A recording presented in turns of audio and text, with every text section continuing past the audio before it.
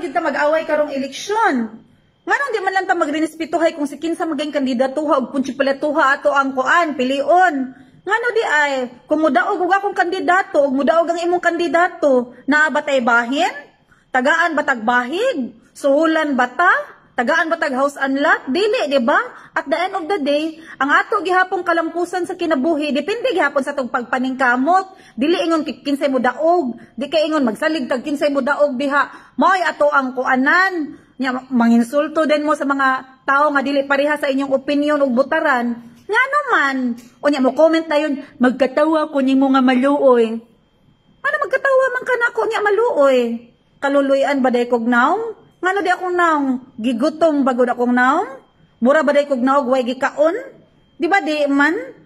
Oo niya, nganong kailangan mo jud ingon anaon para ingnon jud nga ang imong choice mas bright kaysa ako para ingnon nga ako way kalibutan sa akong gibuhat, wala ko naghuna-huna sa akong choice o niya ang imo gyud pang bright gyud kay imong gipili.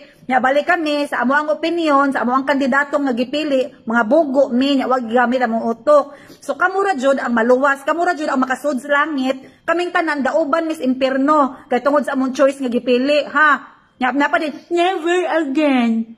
Ano di, naunsa di ay? Buhi lagi gihapon ko hangkod ang tod karon lagi. Ngano di ay?